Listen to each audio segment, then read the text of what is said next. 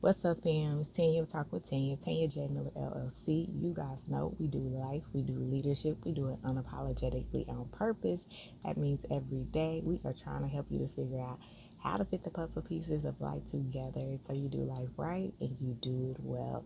So, fam, we have been talking for the past 2 days about what if you only ever had what you needed. Well, I told y'all I was gonna drop another one on you, another question, and today the question is um, what if you never experienced life with some of what you wanted either?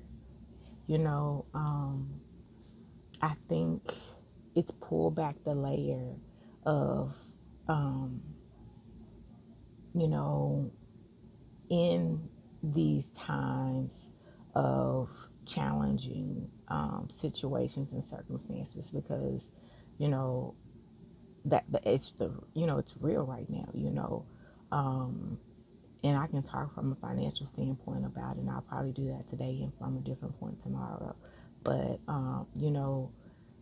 people are getting laid off, people are getting furloughed, people's hours are being cut, people are going through financial hardships.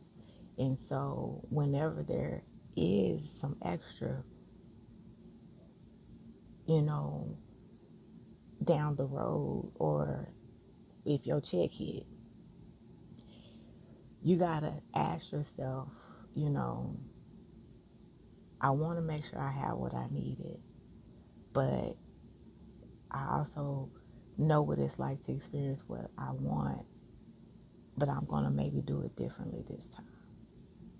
I'm going to maybe, you know, just have a fire stick and not have Netflix, Hulu, Prime, and cable. You know what I'm saying? Like, I think more than anything, we're learning balance in our wants, and that whole thing of separating the needs and wants, and putting it out on paper and figuring out what it needs to look like. So not that it just balances the budget, but maybe we have a little extra for next time, you know, because, you know, it's cool.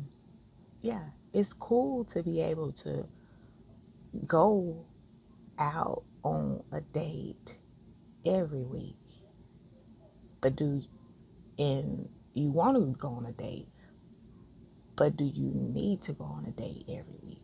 And so I think, things like that, it's cool for the kids to be able to go to Chick-fil-A, McDonald's, you know, to Main Event, to Popeye, to, the Discovery, the SeaWorld.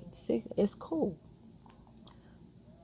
But do they, and it's good to want it, and it's good to experience that.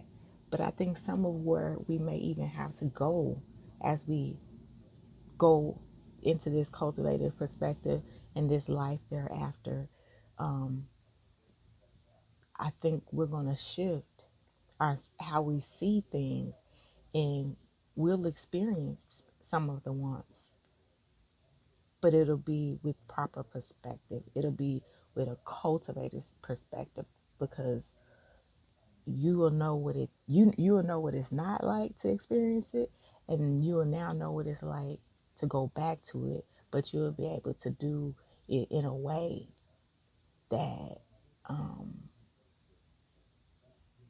is pleasing, is the right move, is one to where you will have, literal balance of your needs.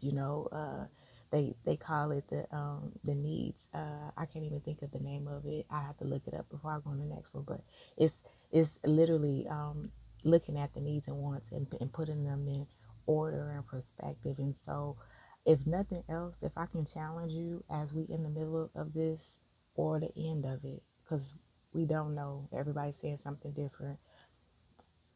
I would definitely not want you not to experience some of your wants. But what I would challenge you to today is to look at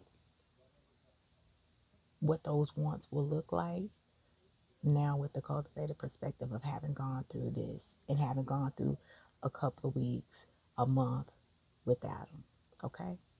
All right, y'all. Peace.